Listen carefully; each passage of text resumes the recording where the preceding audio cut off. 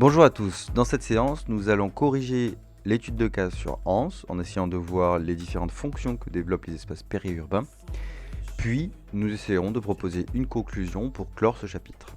À partir du site Géoportail, je vous avais demandé de mettre en avant des nouvelles fonctions qui apparaissaient dans les espaces périurbains, des espaces qui jadis étaient ruraux et qui désormais tendent à s'urbaniser de plus en plus et à présenter de nouvelles fonctions.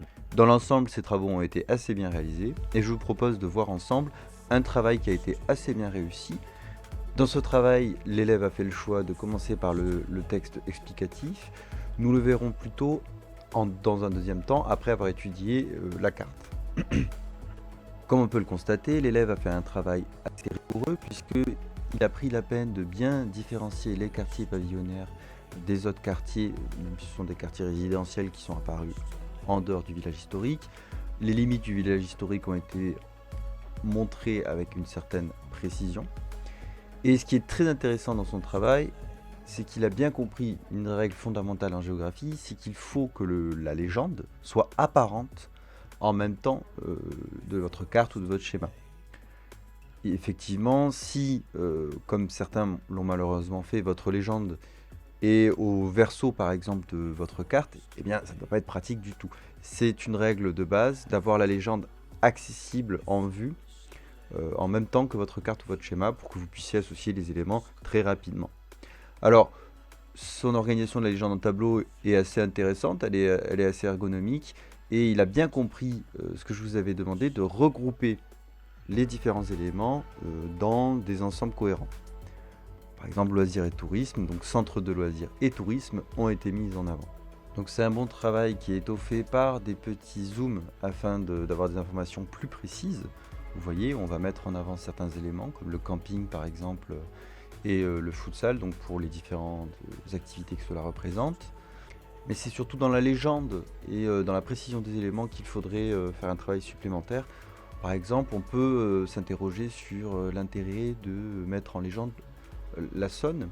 Est-ce qu'il ne vaudrait pas mieux parler de voie fluviale? Alors, c'est bien de préciser qu'il s'agit de la Saône, mais ce qui nous intéresse en l'occurrence, c'est de mettre en avant que c'est une voie de communication aussi, et notamment une voie de transport de matières premières. Rappelez-vous, on l'avait vu au chapitre précédent, avec les échanges par voie fluviale et marine, avec notamment les péniches. Essayons de voir ensemble les différents éléments qui montrent la multifonctionnalité qui se développe dans Hans, donc qui est représentatif d'un espace périurbain qui est très intégré dans l'aire urbaine de Lyon. Alors ce qui apparaît dans un premier temps avec la ville de Hans, c'est que c'est un espace multipolarisé. Alors un espace multipolarisé, qu'est-ce que c'est? C'est tout simplement une commune périurbaine qui va avoir deux pôles urbains. Rappelez-vous, les pôles urbains, ce sont ces communes qui vont attirer beaucoup d'emplois. Et donc quand on est dans le périurbain, je vous le rappelle, c'est une commune où il y a plus de 40% de la population qui va travailler dans ces pôles urbains. Et donc dans le cas de Hans, on a des pôles urbains que sont la ville de Lyon et la ville de Villefranche-sur-Saône. Et donc ça, cette multipolarisation, on l'observe à travers les transports principalement.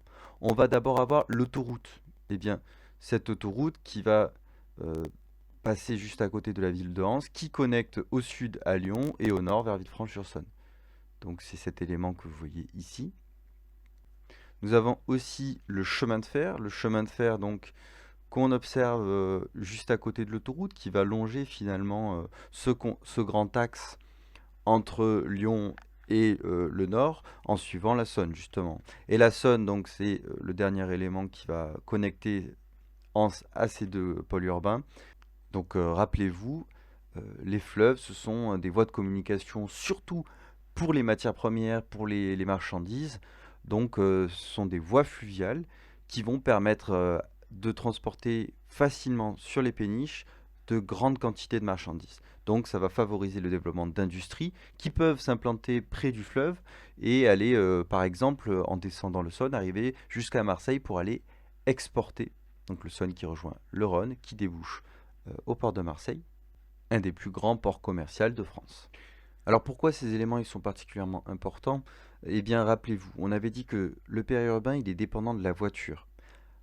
On vous l'avait vu qu'on avait vu justement l'aire urbaine lyonnaise. plus qu'en distance, on va réfléchir en temps de trajet.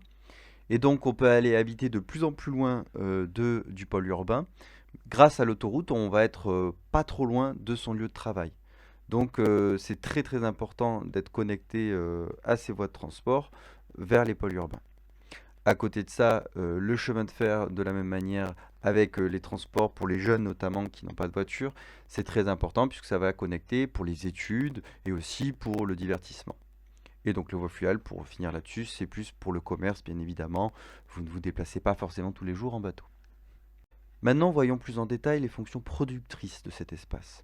En effet, on a une fonction productrice qui se diversifie. Jusqu'alors, on était surtout sur une fonction agricole. Rappelez-vous, les espaces ruraux étaient cantonnés à leur fonction agricole. Donc, on observe finalement, dans le cas de la ville de Anse, une grande persistance de ces espaces agricoles qui restent très très importants dans la commune. En fait, on remarque que tout autour du bâti, on va avoir des champs. Et justement, l'étalement urbain, il s'observe par ces percées que font ces constructions, ces nouvelles maisons, ces nouveaux habitants qui viennent s'installer au final sur les champs. On peut remarquer des zones justement qui sont en construction et on peut remarquer donc pas mal d'habitations qui vont faire ce qu'on appelle un mitage urbain, c'est-à-dire qu'en fait les espaces agricoles vont être parsemés de petits trous pour ces habitations. Mais il est évident que la fonction agricole reste assez importante. On l'observe tout autour du bâti. Donc ça correspond aux espaces verts que vous voyez ici. Et donc la persistance et l'importance de cette activité apparaît très rapidement. En parallèle à l'activité agricole, on va avoir un développement du secteur secondaire. On va avoir des zones d'activité. Alors ces zones d'activité, ce n'est pas un hasard. Rappelez-vous le chapitre précédent, les espaces productifs se concentrent près des voies de communication. Eh bien, les zones d'activité qui sont faites des zones industrielles et commerciales, donc concrètement, ça va être des unités de production. Dans le cas de Hans, ces zones industrielles, ce sont surtout des entreprises spécialisées dans la production de pièces en mécanique, pour les voitures notamment. Enfin, l'autre type d'activité qui se développe, ce sont les activités du secteur tertiaire. Donc le tertiaire, rappelez-vous, ce sont les services à la personne. Et donc ça se concrétise dans le cas de Hans, avec notamment l'éducation. Ici, vous allez trouver un collège et une école maternelle, mais aussi avec des services de santé, avec une maison de retraite, un EHPAD ici, mais aussi un cabinet médical, une pharmacie, et enfin, de manière plus générale, des services de distribution avec des supermarchés. Avec l'augmentation de la population, les services aux personnes se développent. Alors l'EHPAD, ça permet de rappeler un petit peu la silver economy qui se développe dans ces espaces avec le vieillissement de la population. Le développement de ces nouvelles activités, elle s'explique donc par la périurbanisation et par l'apport de population qui accompagne cette périurbanisation. Et donc une fonction, peut-être l'une des fonctions les plus importantes des espaces ruraux dans le périurbain aujourd'hui, ça va être le développement de la fonction résidentielle. On va trouver dans la plupart des communes périurbaines deux structures urbaines très différentes, deux organisations très distinctes, avec un village historique et des quartiers pavillonnaires donc, qui marquent l'étalement urbain. Le quartier historique, on va le reconnaître notamment avec la présence de bâtiments historiques. Donc là, on a, vous voyez, le château des Deux Tours, qui est démarqué aussi par l'église de Hans, par exemple. On va remarquer que le bâti est très continu, c'est-à-dire que les maisons sont accolées les unes aux autres, tout simplement parce qu'on se remet dans un contexte ancien où avoir un mur en commun, ça permet d'économiser non seulement pour l'isolation, puisqu'on va avoir une meilleure isolation thermique, mais aussi puisque pour construire une maison, on a un mur à faire en moins, il suffit de s'accoler à une maison préexistante. Ce village historique, il se démarque des quartiers pavillonnaires. Donc les quartiers pavillonnaires que vous avez ici en orange, ce sont ces maisons individuelles. Un pavillon, c'est une maison avec 4 faces, donc à l'inverse du village historique où il n'y a pas de pan de mur qui soit accolé avec une autre maison. Donc c'est tout simplement une maison avec un petit jardin, une zone individuelle. C'est exactement ce que recherchent les urbains lorsqu'ils vont s'installer dans les espaces ruraux, c'est-à-dire avoir un bout de jardin, avoir éventuellement, idéalement, une piscine. Donc ces quartiers pavillonnaires se développent de plus en plus, hein. Vous pouvez le voir ici, on l'avait vu déjà précédemment, il y a la construction qui se continue. Et donc ce sont ces quartiers pavillonnaires qui contribuent à l'étalement urbain, puisqu'on voit bien que par rapport au village historique, on a une extension très importante du bâti et qui va se faire sur les champs, comme je vous l'ai dit. Souvent, il va y avoir un mitage urbain, on va avoir des maisons qui vont s'installer sur les espaces agricoles.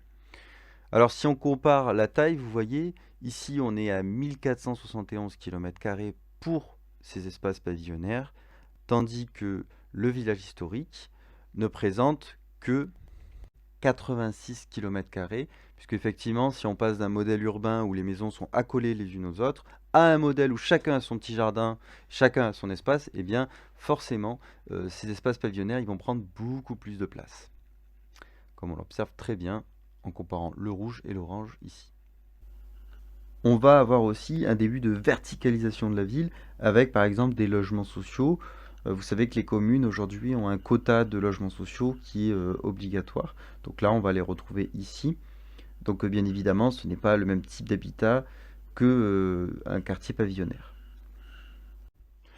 Donc l'une des grandes fonctions des espaces périurbains et des espaces ruraux dans le périurbain, ça va être la fonction résidentielle, c'est-à-dire on va y vivre tout simplement.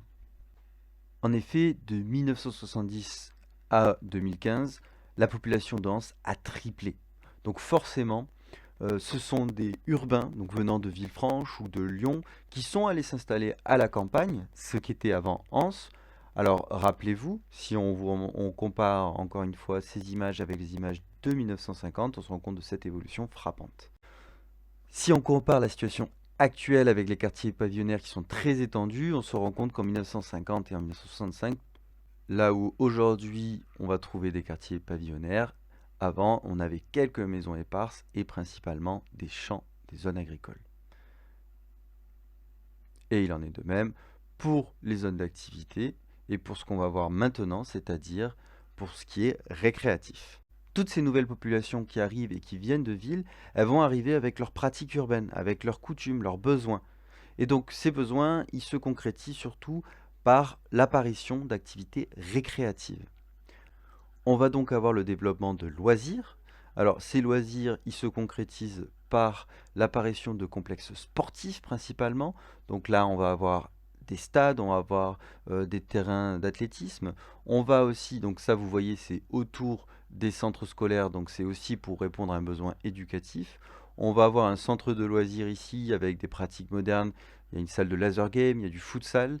Et on va aussi avoir le développement d'espaces récréatifs autour de la Saône et d'un plan d'eau, en développant donc la fonction pour l'été, avec une plage notamment, et l'installation de restaurants et de restauration. Donc là aussi, une fonction qui n'existait pas en 1850 et qui apparaît avec l'installation de la culture urbaine et de populations urbaines dans des espaces du périurbain. Enfin, la dernière catégorie qui apparaît, c'est le tourisme, avec notamment ce grand camping, mais aussi un hôtel par exemple, et le développement des restaurants et de toutes ces activités de loisirs. Il faut comprendre que les activités de loisirs peuvent répondre aux attentes des touristes. Donc là, on n'est pas forcément dans le cas d'un agritourisme ou d'un agrotourisme, c'est-à-dire que ce n'est pas un tourisme qui est orienté vers les activités rurales, mais on a cette activité touristique qui vient compléter les fonctionnalités de cet espace qui était avant rural. On va essayer de reprendre un peu tous ces éléments dans une conclusion qui est à prendre en compte en tant que correction du paragraphe que je vous avais demandé. D'ailleurs, on va reprendre le travail de l'élève qui a fait quelque chose de satisfaisant et donc qui propose encore une fois quelque chose d'intéressant puisque il commence par situer la commune de Hans. Donc Hans est une commune française située dans le département du Rhône, en région Auvergne-Rhône-Alpes, qui au XXe siècle est un petit village qui vit de l'agriculture. Donc là c'est intéressant, on voit que on met en avant quelle était la situation avant. Désormais c'est une ville urbaine en constante expansion qui comptait 6 925 habitants en 2015. Donc là on a des chiffres précis. Depuis les années 50, la taille de la ville a presque triplé et le nombre de quartiers pavillonnaires a explosé car la ville est placée juste à côté d'une autoroute et d'un chemin de fer. Les habitants peuvent donc aller travailler en ville grâce à l'autoroute et à la gare. Donc là, c'est très bien parce que l'élève a bien compris ce qui caractérise le périurbain, c'est d'être connecté au pôle urbain. Et il met en avant le fait que cette expansion, cet étalement urbain, il est perpétuel, il continue. En périphérie de la ville, il y a une zone industrielle qui fait de la production tertiaire. Donc là, bon, il y a une petite confusion. Alors, il parle de ces espaces-là, puisque... Alors, c'est un peu de ma faute, puisque je ne vous avais pas mis le secondaire dans les choses à me définir. Mais il faut faire bien attention, hein.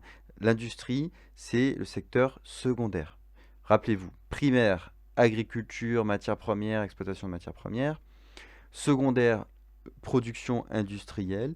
Tertiaire, ce sont les services. Donc il ne faut pas confondre les services, comme la santé et l'éducation, avec le secondaire qui est la production de marchandises. La ville est entourée de champs agricoles, donc il met en avant le fait qu'effectivement, les espaces agricoles continuent d'avoir une importance. Anse, c'était une commune rurale qui vivait principalement de l'agriculture. Bénéficiant de sa position entre deux pôles urbains, Villefranche-sur-Saône et Lyon, et donc de la présence de voies de communication à la fois pour les mobilités personnelles et à la fois pour les denrées commerciales, Anse s'est développée et est devenue une commune urbaine de l'espace périurbain de Lyon et de Villefranche-sur-Saône. Cette périurbanisation très rapide a provoqué une diversification de ses fonctions avec la persistance des espaces agricoles et de la fonction agricole, mais l'apparition d'activités du secteur secondaire avec des zones industrielles et commerciales et le développement du tertiaire pour répondre aux nouveaux besoins des habitants qui viennent de la ville et qui sont de plus en plus nombreux, avec par exemple l'éducation et la santé. Donc ces nouveaux habitants vont s'installer dans des pavillons, ce qui va donc provoquer un étalement urbain et un mitage urbain sur les espaces anciennement agricoles, ce qui développe la fonction résidentielle de la ville de Anse. Enfin, ces nouveaux habitants arrivent avec leurs coutumes, leurs pratiques et leurs besoins, ce qui va développer les fonctions de loisirs, avec notamment les activités sportives et récréatives, mais aussi l'apparition du tourisme, qui va générer des bénéfices et s'appuyer, se reposer sur les avantages que propose le paysage de Anse, avec notamment la présence de plans d'eau et de la Saône. Avant de passer à la conclusion, je voudrais faire un petit point sur la légende. Sachez qu'il est vraiment appréciable en géographie d'organiser sa légende, donc en plan, tout simplement, et chacun, vous voyez, chacune de ces parties va correspondre à une idée. C'est tout à fait logique, c'est-à-dire que quand vous allez lire un schéma, une carte, c'est important de regrouper les légendes et les figurés par sujet, puisque ça permet bien évidemment de se retrouver plus facilement. Et ça permet de donner une logique, une réflexion à votre légende et donc à votre travail. Si, lorsque vous lisez une carte, vous essayez de voir à quoi correspond, admettons par exemple le village historique, ça semblerait pas forcément très malin de mettre village historique entre le tourisme et l'autoroute. Ça n'aurait aucun sens. Au moins là, on retrouve rapidement les idées et ça nous permet de voir qu'il y a eu un raisonnement dans l'organisation de la légende. Et donc vous voyez, si vous réfléchissez, lorsque j'ai fait ce bilan, ce petit paragraphe, eh bien en fait, ce paragraphe, il était structuré par le plan de ma légende. Donc en fait, c'est comme si vous faisiez une rédaction, une petite dissertation, eh bien elle est structurée. Votre légende, elle parle. C'est pas simplement un outil qui va vous permettre de vous repérer, c'est aussi une manière d'organiser une idée, un propos.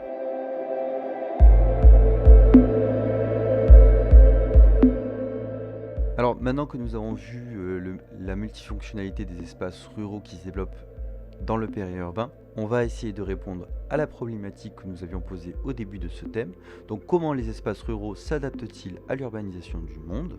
Eh bien avant toute chose, ce qui est très important de retenir, c'est que la fonction agricole reste une fonction très importante dans les espaces ruraux. Il faut aussi bien retenir que les espaces ruraux présentent une grande diversité de situations à travers le monde, mais aussi à l'échelle d'un pays ou d'une région. Donc il ne faut pas concevoir les espaces ruraux comme quelque chose d'uniforme où on va imaginer des petits paysans en train de cultiver un bout de terre. C'est bien plus complexe que ça. On va avoir une diversité de situations qui est très importante.